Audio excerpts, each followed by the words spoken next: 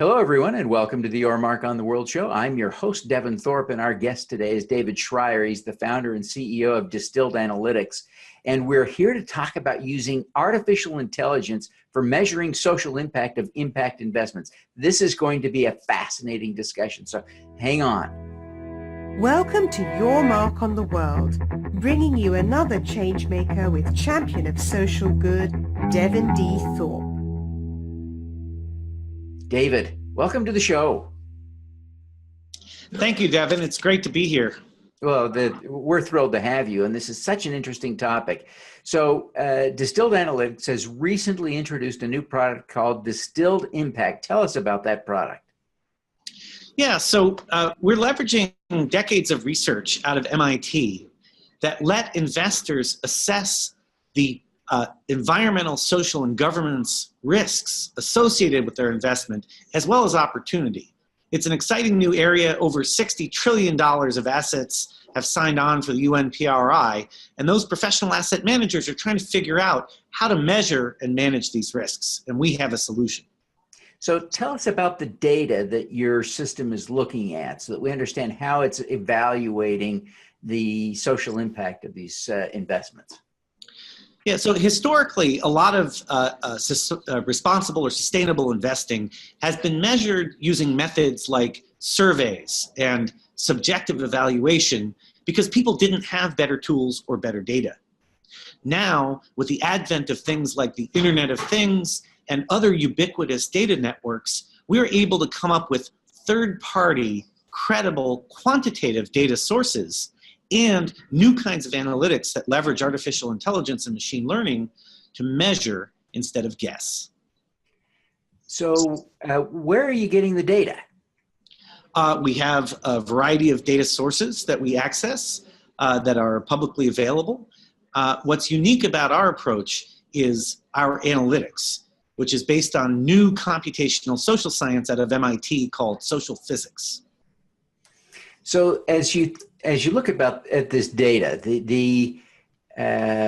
how does the computer, the system, the algorithm, how is it evaluating my favorite example, as painful as this is, an oil and gas company with good corporate governance. Sure. How does it compare that to Tesla? Some of whom have been very critical, especially about Elon Musk's recent comp package. So there's a governance question there because he's so autonomous. How does your system compare those two entities? I mean, all of us struggle at some level to compare them. But when we look at social impact, how does your system do it? One thing that we've learned from talking to asset managers and family offices and other investors is that one size does not fit all. The way that the industry has conventionally approached this ESG or societal impact risk assessment is to come up with a single number or a single score. But what we've learned is that different investors care about different dimensions of impact. So we are disaggregating these scores. We're taking that aggregate confusion of there's one number to describe everything and breaking it down into the pieces. So if you care about good corporate governance, you might give Tesla a lower grade and that great well-run oil company a higher grade. If you care about carbon emissions from cars, you might give that major oil company a low grade and you might give Tesla a higher grade. Although some people will point out that Tesla is still powering those vehicles from diesel and coal-fired plants, so they haven't quite solved the carbon footprint problem. But the concept is we're breaking that risk down into little pieces that matter to each investor, and then the machine systems help mass customize it. So each investor gets a dashboard that is tailored to their specific impact requirements. It is a fascinating technology. You say that the technology has been in development at MIT for decades. You came out of MIT, as I understand it. Tell us a little bit about your background and how it connects to this new technology. I spent most of my career in commercial data analytics and technology. And I reached a point where I decided that I wanted to immerse myself in the world of big data, and also look at these questions of how can technology be applied for the greater good of society. So I joined MIT, spent the last 5.5 years affiliated with the organization, working very closely with Professor Alex Pentland, who advises the UN Secretary General on the Sustainable Development Goals, and who has pioneered the fields of big data and wearable computing and this computational social science that he calls social physics. And so MIT's mission is to solve the world's biggest problems through technology. And we took inspiration from that in starting our company, Distilled Analytics, which we spun out of MIT, to look at how can we apply the tools of data and analytics and AI to help address the world's biggest problems, but to do it in a for-profit business that has a sustainable, economically viable business model. It is kind of an interesting thing that so many of us just don't have a clue about. We don't understand how the algorithm works. We don't understand where the data comes from. We don't understand how the conclusions are made. How do we get comfortable trusting conclusions made from such a black box process? That's a great question. We've run into this problem and have actually created, I call it a secret decoder ring for black boxes, but it's a way of shining some light inside the black box. The methodologies that we use are transparent. They've been published in peer-reviewed academic journals, so those who care to dig in can actually understand how we arrived at our conclusions. Our impact dashboard that provides the high-level scoring around these different E, S, and G factors, you can click on it and it'll drill down into providing you how did we arrive at that conclusion. So it'll give a lot more transparency into the answer. More broadly, we need greater data literacy. It doesn't sound very fun. It's kind of like eating your oatmeal. But we live in a world immersed in data and where our data is out there, and we need to understand better what our data is, how it's being used, and what our rights are with respect to that data. Now, let's talk a little bit about how people get a hold of your system, the Distilled Impact platform system. How is it delivered, and who are the customers that this is targeting? Absolutely. So we deliver our technology through a cloud-based platform. It's really easy to use. There's some setup where you decide on, here are the factors that I want to measure, and then you can access it anywhere in the world at any time, as long as you can get onto a network, and take a look at transparency down to the individual portfolio company level. The typical user is going to be an institutional asset manager or family office who wants to invest with both profit and purpose and needs to understand ESG risks and opportunities with respect to their portfolio. One of the unique aspects of our system is that we can assess private company risk. So there are people who are trying to provide visibility into ESG or impact or these non-financial risks associated with an investment, but they're typically focused on the 5,000 or 10,000 largest companies in the world and not the other 260 million. With more and more investors moving into private investments, we are seeing a greater and greater need for understanding private company transparency, and that's what we provide. How is the system priced? It's an enterprise SaaS model. So that's a fancy way of saying that depending on the size of someone's portfolio and how many assets they want to look at, they get an annual rental, essentially. I see. Okay. Not a consumer product. Do you envision a consumer version of this at any point?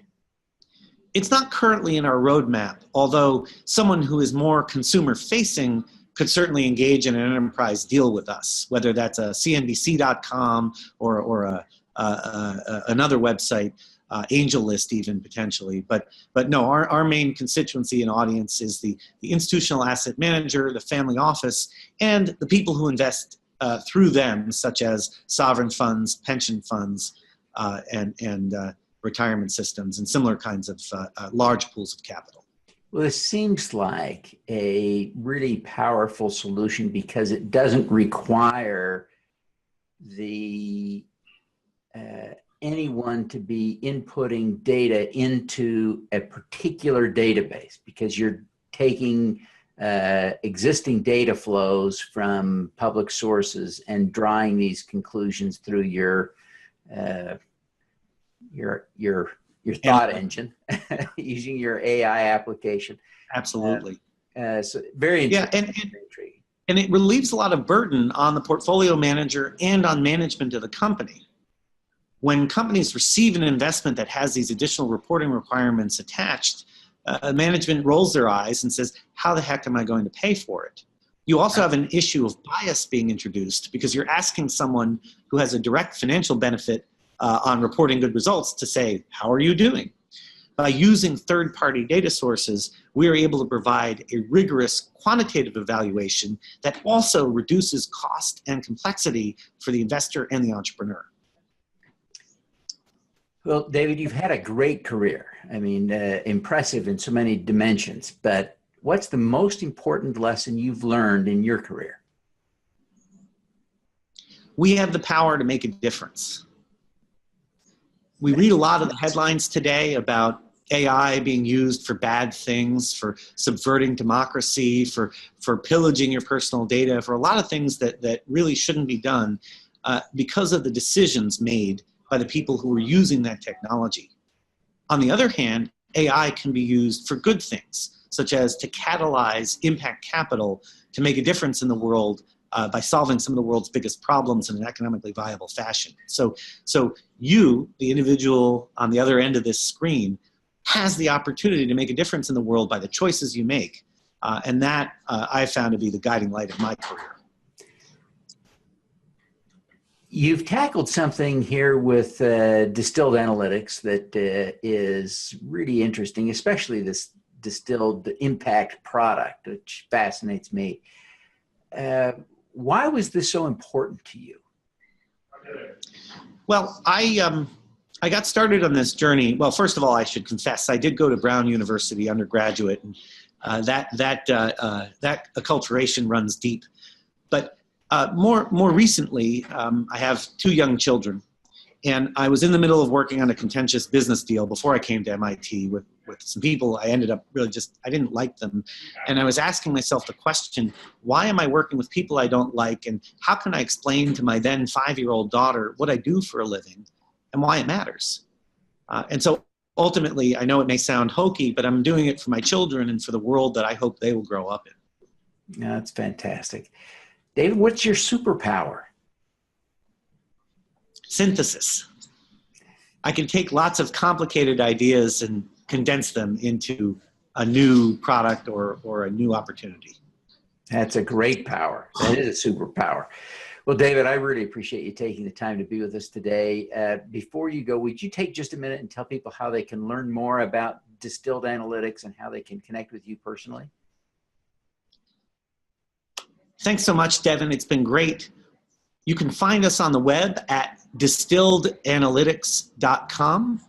I'm also on LinkedIn, and I blog with some frequency there. You can find me under David Shrier, and I look forward to hearing from you.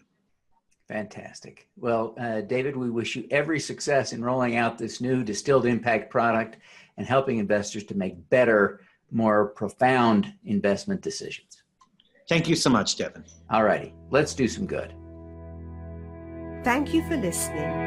This podcast was recorded via Google Hangouts on Air and is available at youtube.com/Devin Thorpe. Subscribe to this podcast on Stitcher or iTunes by searching for Your Mark on the World.